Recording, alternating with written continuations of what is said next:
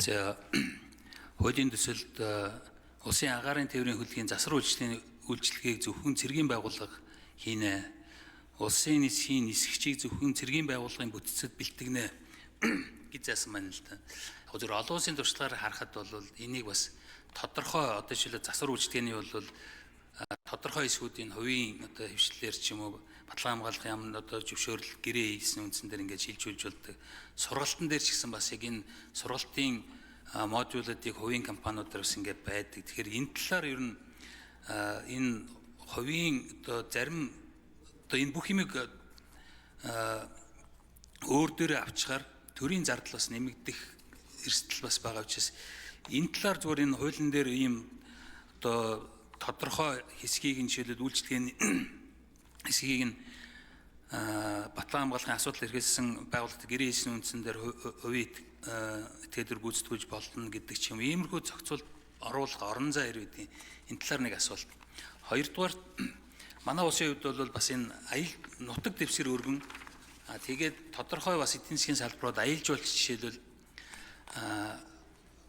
Монгол ирж байгаа жуулчд бол нэг 7-аас 14 хоногийн хугацаатай л ирдэг. Тэгээд машинаар тэр хол газар олон давхиж чаддгүй. Тэгээд энэ нисхийн энэ аэродромтой холбоотой дэд үтцүүд хангалтгүй байдаг. Тэгээд улсын энэ нисгтэр энэ хуулиар зохицуулагдж байгаа энэ аэродромуудыг иргэний болон энэ аялал жуулчлалын зорилгоор ашиглах энэ болцоо боломжуудыг нээх одоо хамтарч ажиллах тийм орон зай хэрэгдийн нөгөө талаасаа бас улсын энэ нисхийн зориултаар хувийн бий болцсон аэродромуудыг бас ашиглавал заавал одоо жишээлбэл өөрсдөө аэродром бариад авах шаардлагагүйгээр бас иймэрхүү зохицуултын илүү өргөн болох болцоо боломж байдгүй гэдэг асуулт байна. Дээр нь энэ аэродромтой холбоотой асуудал дээр яг энэ хуулийн дээр болохоор зөвхөн аэродром гэсэн ойлголт үлээ. Тэрнээс гадна жижигхэн одоо энэ нисдэг тэргүүд helicopter одоо нисдэг тэргүүдийн буух талбай энэ буудалтай холбоотой аэродромоос арай бага одоо шаардлагатай ийм талбайнуудын талаар буух одоо талбай гэх үү зурус гэх үү энэ талаар бас яг хуулийн дээр нэр томьёо тодорхой заасан юм байхгүй л энэ талаар ямар шүү бодолтой зөвхөн аэродром л байна гэсэн бодолтой байгаа юу? Ийм асуултууд байна. Баярлалаа.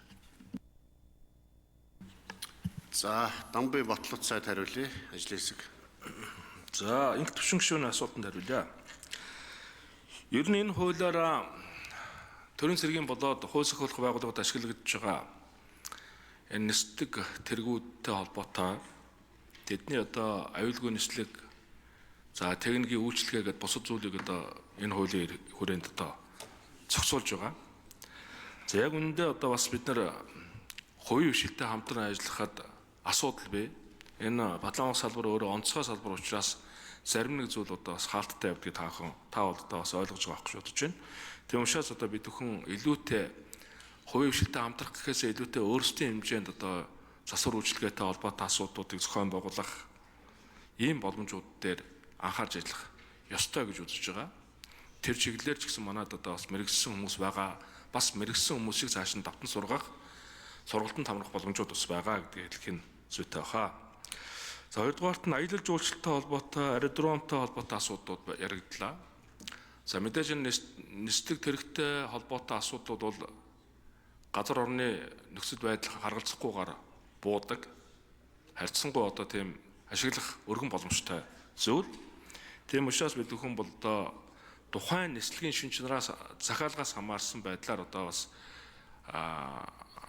буух талбайнуудаа ашиглах урьдчилан бэлтгэж зохион байгуулахын боломжтой байдаг. Манайд ашиглагдж байгаа аэродромтой холбоотой асуудлыг бас хувийн хвшилтэй хамтран ашиглах боломж бол бас хомс яг үүндээ одоо тусгай зориултын аэродромууд байгаа учраас бид бүхэн тэрийг одоо өөрсдийн дотоод зохион байгуулалтанд ашигладаг гэдгийг танд бас хэлхийг хүсэж байна.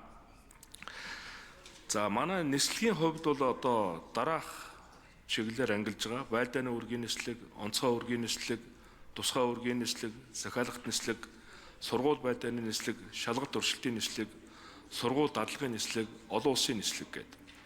Тэгэхээр энэ хүрээнд одоо жишээлбэл одоо аялал жуулчлалтай холбоотой өргөн дэлгүүр газар нутагтай учраас нислэг тэргүүдийг ашиглах боломжууд бий. За энэ хүрээнд бол одоо тухайн одоо аялагч маань мөнгө төгрөгөө төлөөд захиалгад нислэгдэд амрагдах боломжууд байгаа гэдгийг хэлье. За баярлалаа. Манайхан нэмэлт хариулт хэлжүүлнэ. За Баттын Баттбаатар гишүүн.